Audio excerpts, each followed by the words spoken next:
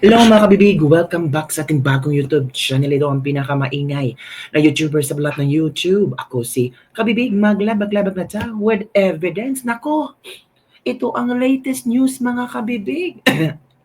PRRD, uuwi na daw di umano.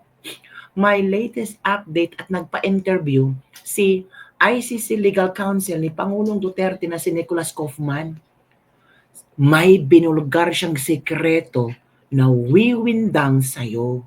Ito ha, sabi ni Nicholas Kaufman, ICC case, the real prosecutor is in Manila, sitting in his palace. Hala, sino? Sino ang nakaupo sa palasyo? Ito pa, I think that the real prosecutor in this case of former President Rodrigo Roa Duterte's ICC case is actually in Manila, sitting in his palace. He is the person who threw President Duterte over here to The Hague. He is the person who used the office of the prosecutor as a tool in his political campaign. And it won't work. Ginamit daw ang Office of the Prosecutor para sa kanyang political campaign. Pero hindi nag-work out. Talo, nga, goodbye. Hala, pwedeng yung taong gustong magpa-reconciliation, yung taong gusto na mag-reshuffling or courtesy resignation yung mga kabinete, yun ba ang pinariringgan ni Nicholas Kaufman? Kasi, of course, Nicholas Kaufman is working in the ICC. Makakausap niya ang mga judges, posible, and they're sharing their thoughts, their opinion, and also mga confidential na mga nalalaman nila. Di ba, kabibig? So, heto, si attorney Nicholas Kaufman na talagang binulgar niya ang nakakawindang na sikreto na nasa palasyo lang pala ang mastermind. Nako, Senator Amy Marcos, oh. Nasa palasyo na, nakaupo daw sa palasyo. That's not my point. Anyway, let's go. Good morning, good morning. Yeah. Former President Duterte is in good spirits, as usual. He's always happy to see his defense team. And we're working on his case. So, Attorney Kaman, the ICC is in trouble after the U.S. placed sanction on Chief Prosecutor Karim Khan, which also faces a serious personal allegation. His email and bank account are reported black. So, our question is, number one, what happens now the case against former President Duterte? And number two, if the Chief Prosecutor can't do his job, who will handle the case? Number three, and how should the Philippine government deal with this, knowing the ICC is being questioned and the US is against it? Well, let's start with the last question. I think that the real prosecutor in this case is actually in Manila, sitting in his palace. He's the person who threw President Duterte over here to The Hague. He's the person who used the office of the prosecutor as a tool in his political campaign, and it won't work. Now, regarding the sanctions, the US sanctions, these were imposed. I don't think it has anything to do with the Philippines situation. As you may be aware, President Trump is pretty annoyed with the ICC because of the investigation into what so-called Palestine situation. And he has said, quite frankly, that anyone who targets the United States, who targets United States allies, and for all intents and purposes, that is Israel, President, Prime Minister Netanyahu, they will be subject to sanctions. Now, at the present moment in time, these sanctions are only affecting one person in particular. That's the Chief Prosecutor, Karim Khan, who has now suspended himself because of the allegations of sexual misconduct. I'm not going to go into those allegations. It's not my role to pass judgment.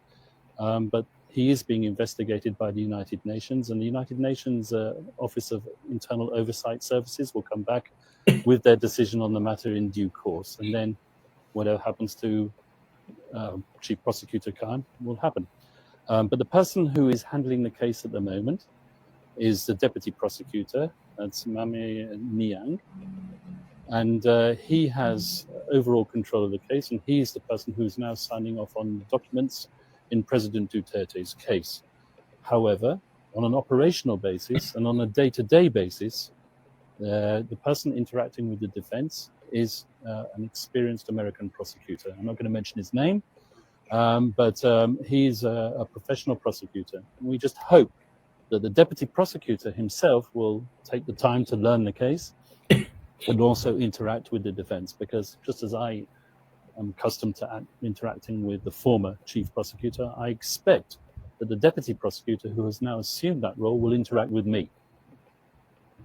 With respect to the application or the motion that you filed pertaining to the disqualification of two of the three judges, we are awaiting the result of that. Do you have insights or further already information with respect to the result from the plenary session? Well, let's get this straight.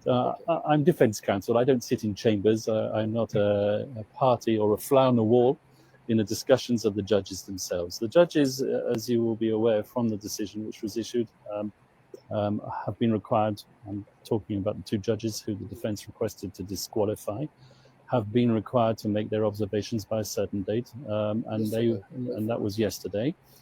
They would have made their observations. I'm not sure whether those observations are disclosed to defense counsel at this moment in time. And they will be disclosed in due course once the plenary have sat and once the presidency renders its decision, and we will know what they decide. Let me make one thing clear. We invited the judges to disqualify themselves, or to excuse themselves, right, as a matter of courtesy and out of respect. They said that we shouldn't do that.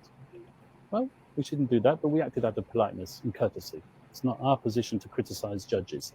Judges are independent, they have a degree of integrity, that's presumed integrity, and we're the last people to question their integrity. Correct. However, this whole issue with respect to jurisdiction has already been litigated extensively, and those two judges were party to that decision. That's what the request for disqualification is all about. Oh, yun pala. Attorney, it is also a known fact that the former president is now the mayor of City of Davao. Are you already processing everything with respect to his oath-taking?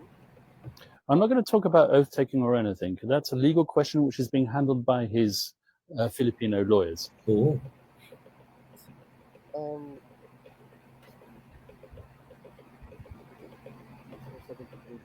Oh yeah, he's been there for 73 days already, held inside the ICC detention facility. Do you think that we're looking at years or hopefully as soon as the possible time that he'll be released? As far as I'm concerned, it's always as soon as possible. As I've told you many times before, there are certain preconditions which have to be met before an individual can be released at the ICC. It's not like one of your run-of-the-mill criminal cases where you can post bail and just get out and go home.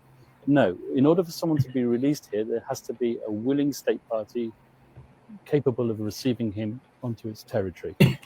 And that's what we're looking at. It's a long process. It's something which requires a certain degree of diplomacy. And let me just come back once again to this whole issue of the elections. Okay, people miss the point. The former president won a landslide victory. Yes. As far as I'm concerned, that's a finger in the eye to the people who threw him over here. Correct. That's the real point of the elections. It was a protest vote. Correct, protest vote. Attorney, with respect to the prosecution's request or motions, twice they were granted the presentation of witnesses. Ang sabi ni Attorney Kaufman, let me just come back once again to this whole issue of the elections. People missed the point. The former president won a landslide victory. So my concern is that it's a finger in the eye to the people who throw him over here. That's the real point of the elections. It was a protest vote. So kung naintindihan ni Bangag. Pero parang naramdaman na ni Bangag eh. Kaya nga gusto yung makipag-reconciliation daw. Ang daming kadramahan na Bangag ngayon, no? Parang naka-board ang mga drama nila. Pero hindi kinagat ng mga tao. Diba? Ito na. is going to be extended.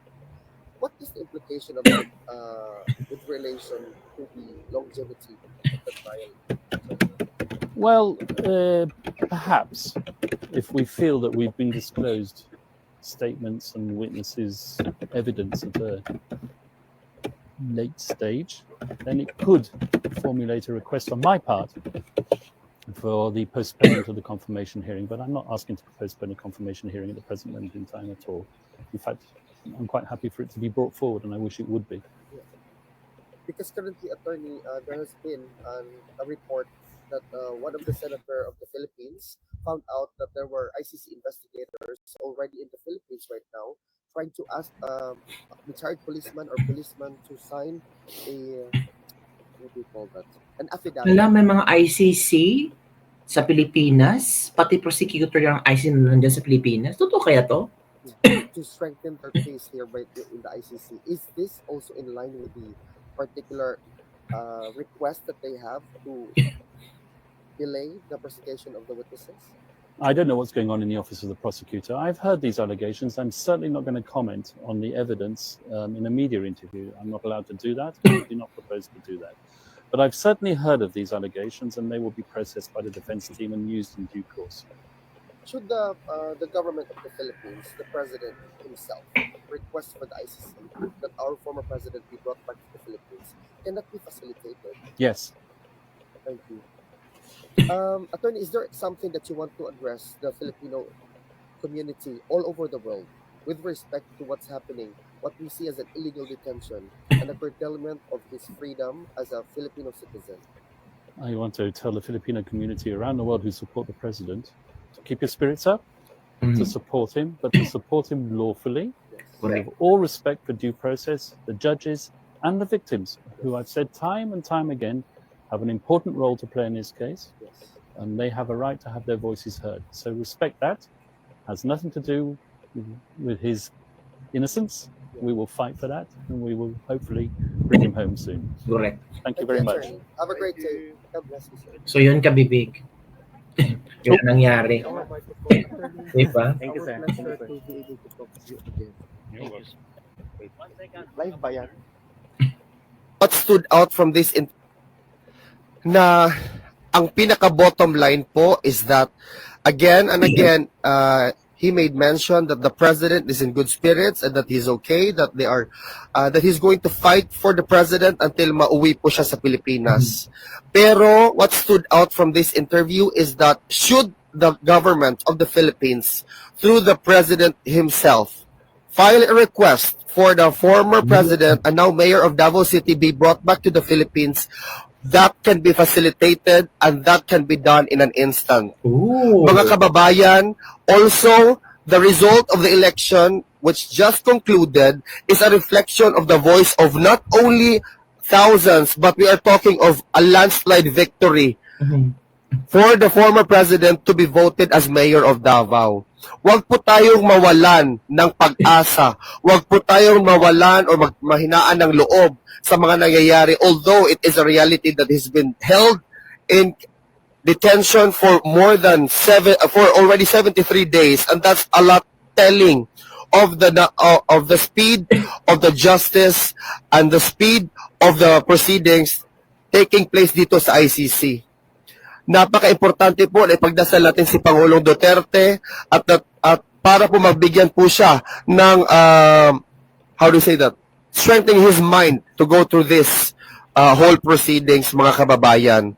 At irespeto po natin ang judicial proceedings, irespeto po natin ang opinion ng mga judges, irespeto po natin ang mga nangyayari ngayon. Kasi this actually involves a lot of elements.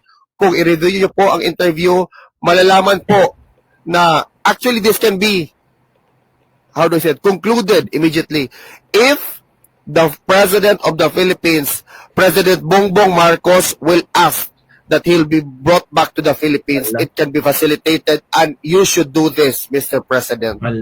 As a matter of courtesy to a former president, a Filipino citizen, who was illegally or viewed by a lot of people, taken or brought to the custody of ICC. Yun po ang update ngayon, sir. Hala, mga kabibig. Yun pala ang update. Naku, gagawin kaya yun ni Marcos? Susulat siya sa ICC na, pabalikin nyo si Duterte dito. Mabilis. Naku, pero sila naman ang group effort yun, di ba? Sa Senate hearing, group effort, sinabi ni Remulla. Hala, pwede nating i-connect yan sa sinasabi ni Pbbm na reconciliation. Baka ito yung gustong deal na magagawa ni BBM. Sige, pwede konsulatan ng ICC. Pwedeng diktahan ko ang ICC na ibalik si Duterte dito. Pero, Sara, luluhod ka sa harapan ko. Maging sunod-sunuran kayo sa harapan ko. Sara, mag-resign ka. Hala, posibleng ganun ka, bibig, no? Do you think gagawin niya ni Bongbong Marcos na susulat o mag-request sa ICC na ibalik si Duterte sa Pilipinas? Posible kaya yun or hindi yun, kabibig? No? Hindi ko nakikita sa aking bulang kristal na gagawin yon ni Bongbong Marcos. So sa 2028, dapat manalo si Inday Sara. Nako, 3 taon pa, kaya ni Pangulong Duterte maghintay ng 3 taon.